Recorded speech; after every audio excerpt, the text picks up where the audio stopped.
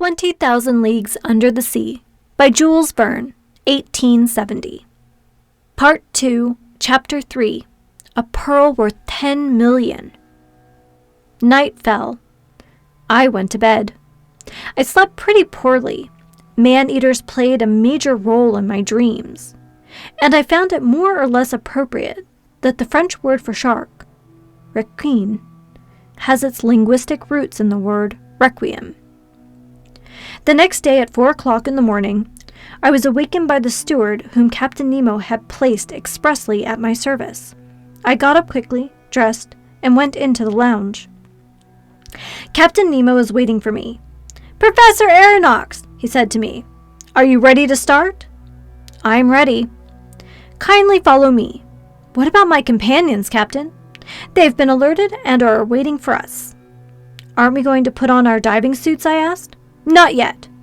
I haven't let the Nautilus pull too near the coast, and we're fairly well out from the Maynard oyster bank. But I have the skiff ready, and it will take us to the exact spot where we'll disembark, which will save us a pretty long trek. It's carrying our diving equipment, and we'll suit up just before we begin our underwater exploring."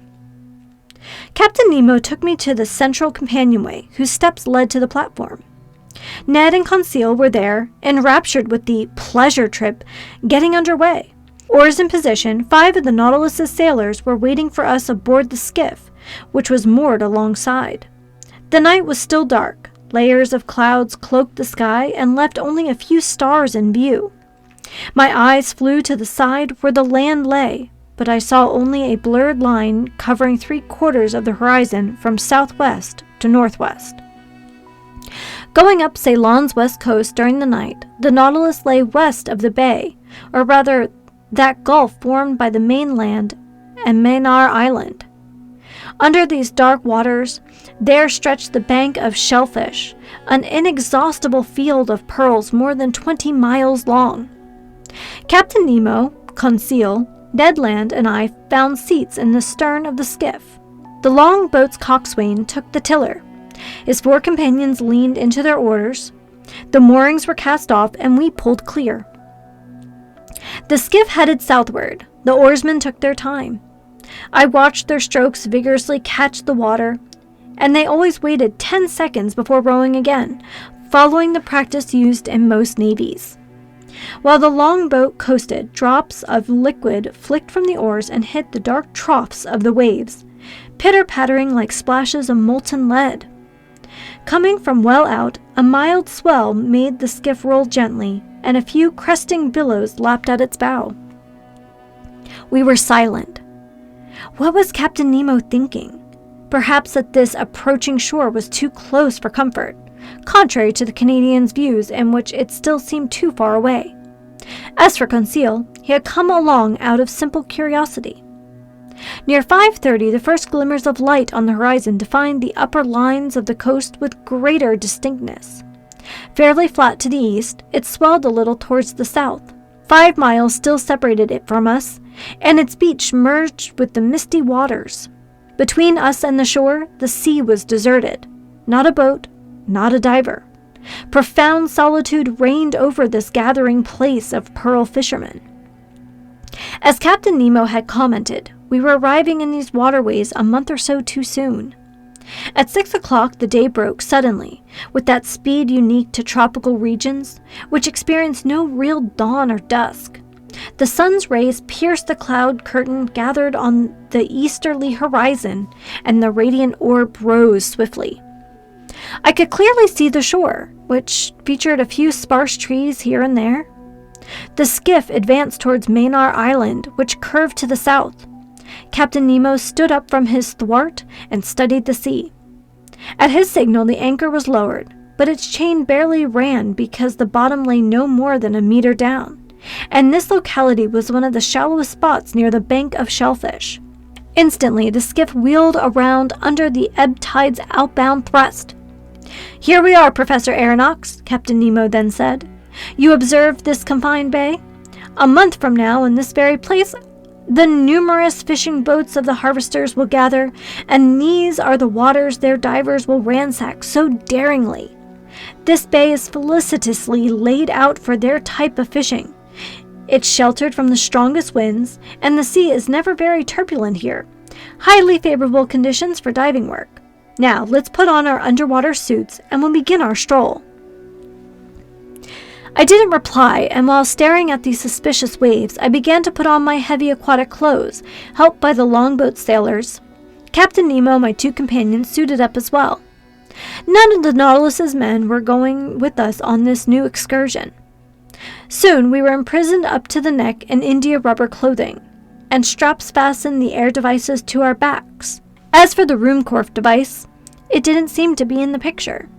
Before inserting my head into its copper capsule, I commented on this to the captain. "Our lighting equipment would be useless to us," the captain answered me. "We won't be going very deep, and the sun's rays will be sufficient to light our way. Besides, it's unwise to carry electric lanterns under these waves. Their brightness might unexpectedly attract certain dangerous occupants of these waterways." As Captain Nemo pronounced these words, I turned to Conseil and Ned, but my two friends had already encased their craniums in their metal headgear, and they could neither hear nor reply. I had one question left to address Captain Nemo. "What about our weapons?" I asked him. "Our rifles." "Rifles? For what? Don't you mountaineers attack bears, dagger in hand? And isn't steel surer than lead? Here's a sturdy blade. Slip it under your belt and let's be off." I stared at my companions. They were armed in the same fashion, and Ned Land was also brandishing an enormous harpoon that he had stowed in the skiff before leaving the Nautilus. Then, following the captain's example, I let myself be crowned with my heavy copper sphere, and our air tanks immediately went into action. An instant later, the longboat sailors helped us overboard one after the other, and we set foot on level sand in 1.5 meters of water. Captain Nemo gave us a hand signal. We followed him down a gentle slope and disappeared under the waves.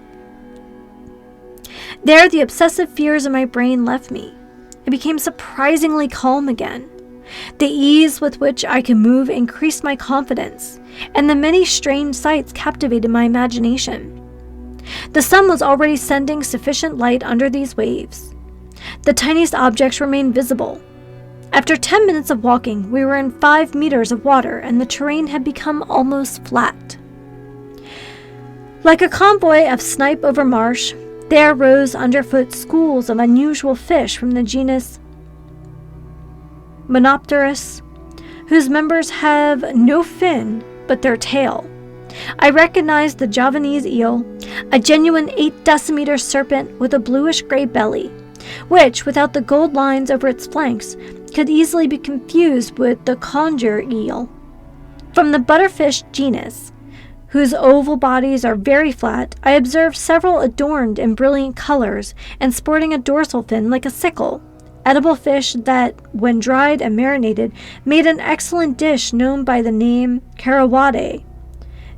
Then some sea poachers, fish belonging to the genus Aspidophoroides, whose bodies are covered with scaly armor divided into 8 lengthwise sections.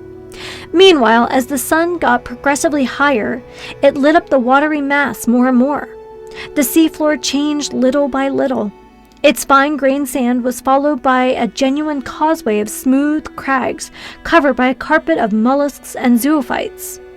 Among other specimens in these 2 branches, I noted some window-pane oysters with thin valves of unequal size, a type of ostracod unique to the Red Sea and the Indian Ocean, then orange-hued lucina with circular shells, awl-shaped auger shells, some of those Persian merc snails that supply the Nautilus with such wonderful dye, spiky periwinkles 15 centimeters long that rose under the waves like hands ready to grab you, turban snails with shells made of horn and bristling all over with spines, lamp shells, edible duck clams that feed the Hindu marketplace, subtly luminous jellyfish of the specimen Pelagia panoperia, and finally some wonderful Oculina flabelliforma, magnificent sea fans that fashion one of the most luxuriant tree forms in this ocean. In the midst of this moving vegetation, under arbors of water plants, there raced legions of clumsy articulates, in particular some fanged frog crabs, whose carapaces form a slightly rounded triangle, robber crabs exclusive to these waterways, and horrible parthenope crabs whose appearance was repulsive to the eye. One animal no less hideous, which I encountered several times, was the enormous crab that Mr. Darwin observed, to which nature has given the instinct and requisite strength to eat coconuts. It scrambles up trees on the beach and sends the coconuts tumbling. They fracture in their fall and are opened by its powerful pincers.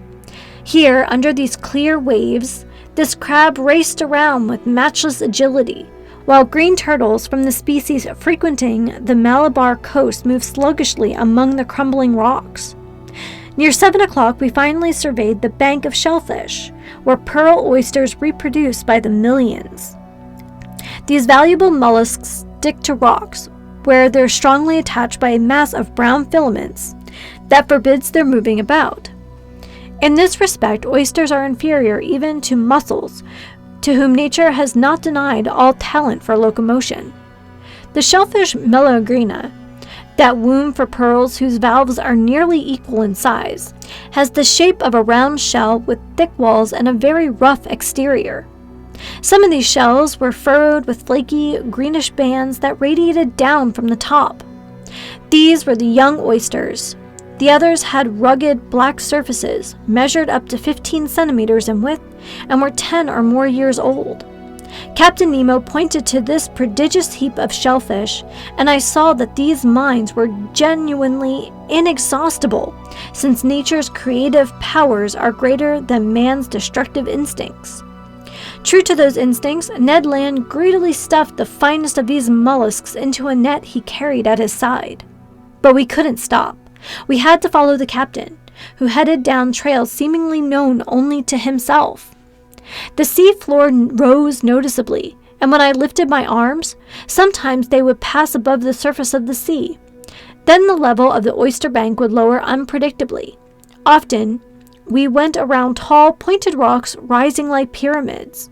In their dark crevices, huge crustaceans, aiming their long legs like heavy artillery, watched us with unblinking eyes, while underfoot there crept millipedes, bloodworms, Aricia worms, and annelid worms, whose antennas and tubular tentacles were incredibly long. Just then, a huge cave opened up in our path, hollowed from a picturesque pile of rocks whose smooth heights were completely hung with underwater flora. At first, this cave looked pitch black to me. Inside, the sun's rays seemed to diminish by degrees. Their hazy transparency has nothing more than drowned light. Captain Nemo went in.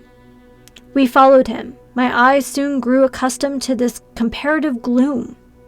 I distinguished the unpredictably contoured springlings of a vault, supported by natural pillars firmly based on a granite foundation, like the weighty columns of Tuscan architecture. Why had our incomprehensible guide taken us into the depths of this underwater crypt? I would soon find out. After going down a fairly steep slope, our feet trod the floor of a sort of circular pit. There, Captain Nemo stopped, and his hand indicated an object that I hadn't yet noticed. It was an oyster of extraordinary dimensions, a titanic giant clam, a holy water font that could have held a whole lake, a basin more than 2 meters wide, hence even bigger than the one adorning the Nautilus's lounge. I approached this phenomenal mollusk. Its mass of filaments attached it to a table of granite, and there it grew by itself in the midst of the cave's calm waters. I estimated the weight of this giant clam at 300 kilograms. Hence, such an oyster held 15 kilos of meat, and you'd need the stomach of King Gargantua to eat a couple dozen. Captain Nemo was obviously familiar with this bivalve's existence. This wasn't the first time he'd paid it a visit, and I thought his sole reason for leading us to this locality was to show us a natural curiosity. I was mistaken. Captain Nemo had an explicit personal interest in checking on the current condition of this giant clam. The mollusk's two valves were partly open. The captain approached and stuck his dagger vertically between the shells to discourage any ideas about closing them. Then, with his hands, he raised the fringed, membrane-filled tunic that made up the animal's mantles. There, between its leaf-like folds, I saw a loose pearl as big as a coconut. Its globular shape, perfect clarity, and wonderful orient made it a jewel of incalculable value. Carried away by curiosity, I stretched out my hand to take it, weighed it, fondled it. But the captain stopped me, signaled no, removed his dagger in one swift motion, and let the two valves snap shut. I then understood Captain Nemo's intent. By leaving the pearl buried beneath the gigantic clam's mantle, he allowed it to grow imperceptibly. With each passing year, the mollusk's secretions added new concentric layers. The captain alone was familiar with the cave where this wonderful fruit of nature was ripening. He alone reared it, so to speak, in order to transfer it one day to his dearly beloved museum. Perhaps following the examples of oyster farmers in China and India, he had even predetermined the creation of this pearl by sticking under the mollusk's folds some piece of glass or metal that was gradually covered with mother of pearl. In any case, comparing this pearl to others I already knew about, and those shimmering in the captain's collection, I estimated that it was worth at least 10 million. It was a superb natural curiosity rather than a luxurious piece of jewelry, because I don't know of any female ear that could handle it. Our visit to this opulent giant clam came to an end. Captain Nemo left the cave, and we climbed back up the bank of shellfish in the midst of these clear waters not yet disturbed by divers at work. We walked by ourselves, genuine loiterers, stopping or straying as our fancies dictated. For my part, I was no longer worried about those dangers my imagination had so ridiculously exaggerated. The shallows drew noticeably closer to the surface of the sea, and soon, walking in only a meter of water, my head passed well above the level of the ocean. Conseil rejoined me, and gluing his huge copper capsule to mine, his eyes gave me a friendly greeting. But this lofty plateau measured only a few fathoms, and soon we re-entered our element. I think I've now earned the right to dub it that. 10 minutes later, Captain Nemo stopped suddenly. I thought he'd called a halt so that we could turn and start back. No. With a gesture, he ordered us to crouch beside him at the foot of a wide crevice. His hands motioned toward a spot within the liquid mass, and I looked carefully. 5 meters away, a shadow appeared and dropped to the seafloor. The alarming idea of sharks crossed my mind, but I was mistaken, and once again we didn't have to deal with monsters of the deep. It was a man, a living man, a black Indian fisherman, a poor devil who no doubt had come to gather what he could before harvest time. I saw the bottom of his dinghy moored a few feet above his head. He would dive and go back in quick succession. A stone cut in the shape of a sugar loaf, which he gripped between his feet while a rope connected it to his boat, served to lower him more quickly to the ocean floor. This was the extent of his equipment.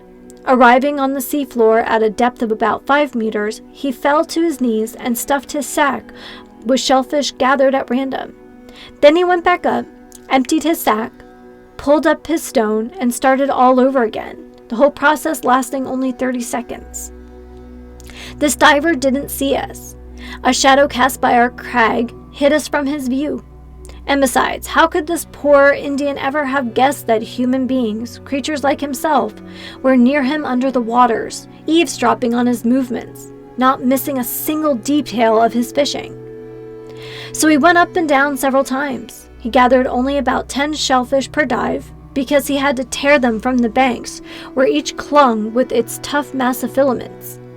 And how many of these oysters, for which he risked his life, would have no pearl in them? I observed him with great care. His movements were systematically executed, and for half an hour no danger seemed to threaten him. So I had gotten used to the sight of this fascinating fishing when all at once, just as the Indian was kneeling on the seafloor, I saw him make a frightened gesture, stand, and gather himself to spring back to the surface of the waves. I understood his fear. A gigantic shadow appeared above the poor diver. It was a shark of huge size, moving in diagonally, eyes ablaze, jaws wide open. I was speechless with horror, unable to make a single movement. With one vigorous stroke of its fins, the voracious animal shot towards the Indian, who jumped aside and avoided the shark's bite, but not the thrashing of its tail, because that tail struck him across the chest and stretched him out on the sea floor. This scene lasted barely a few seconds. The shark returned, rolled over on its back, and was getting ready to cut the Indian in half, when Captain Nemo, who was stationed beside me, suddenly stood up.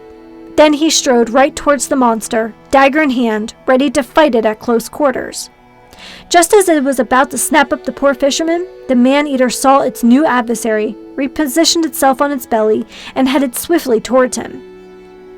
I can see Captain Nemo's bearing to this day. Bracing himself, he waited for the fearsome man-eater with wonderful composure, and when the latter rushed at him, the captain leaped aside with prodigious quickness, avoided a collision, and sank his dagger into its belly. But it wasn't the end of the story.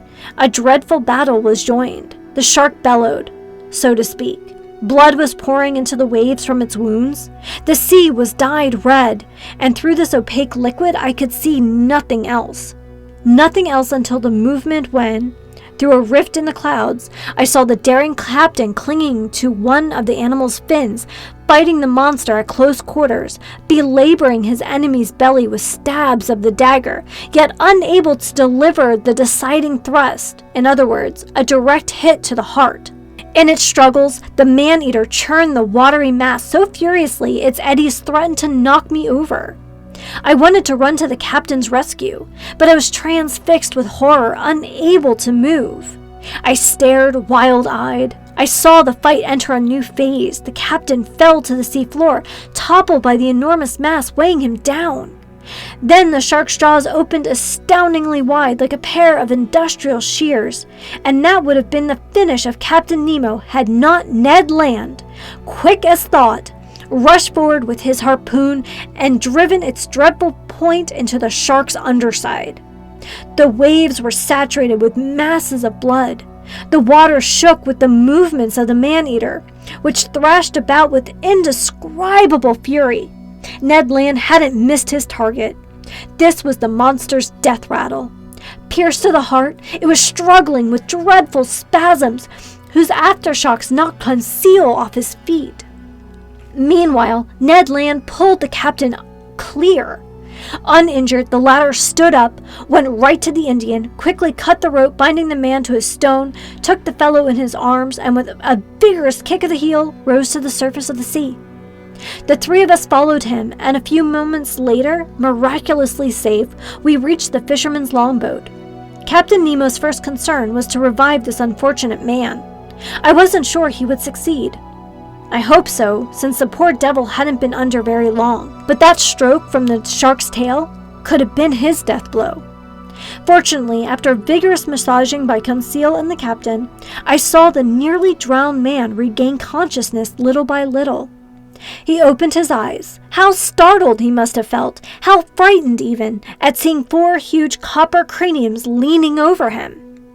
And above all, what must he have thought when Captain Nemo pulled a bag of pearls from a pocket in his diving suit and placed it in the fisherman's hands? This magnificent benefaction from the man of the waters to the poor Indian from Ceylon was accepted by the latter with trembling hands. His bewildered eyes indicated that he didn't know what superhuman creatures he owed both his life and his fortune. At the captain's signal, we returned to the bank of shellfish, and retracing our steps, we walked for half an hour until we encountered the anchor connecting the seafloor with the Nautilus's skiff. Back on board, the sailors helped divest us of our heavy copper carapaces. Captain Nemo's first words were spoken to the Canadian. "Thank you, Mr. Land," he told him. "Tit for tat, Captain," Ned Land replied. "I owed it to you." The ghost of a smile glided across the captain's lips, and that was all. "To the Nautilus," he said. The long boat flew over the waves. A few minutes later, we encountered the shark's corpse again, floating. From the black markings on the tips of its fins, I recognized the dreadful Squalus melanoteris from the seas of the East Indies, a variety in the species of sharks proper. It was more than 25 feet long. Its enormous mouth occupied a third of its body. It was an adult, as could be seen from the 6 rows of teeth forming an isosceles triangle in its upper jaw. Conseil looked at it with purely scientific fascination, and I'm sure he placed it, not without good reason, in the class of cartilaginous fish, order Chondropterygia, with fixed gills, family Selachia, genus Squalus. While I was contemplating this inert mass, suddenly a dozen of those voracious Melanoptera appeared around our longboat, but paying no attention to us, they pounded on the corpse and quarreled over every scrap of it. By 8:30, we were back on board the Nautilus. There I fell to thinking about the incidents that marked our excursion over the Mannar oyster bank. 2 impressions inevitably stood out. One concerned Captain Nemo's matchless bravery, the other his devotion to a human being, a representative of that race from which he had fled beneath the seas.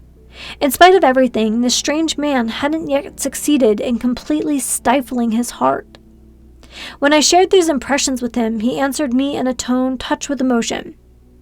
"That Indian, Professor, lives in the land of the oppressed, and I am to this day, and will be until my last breath, a native of that same land."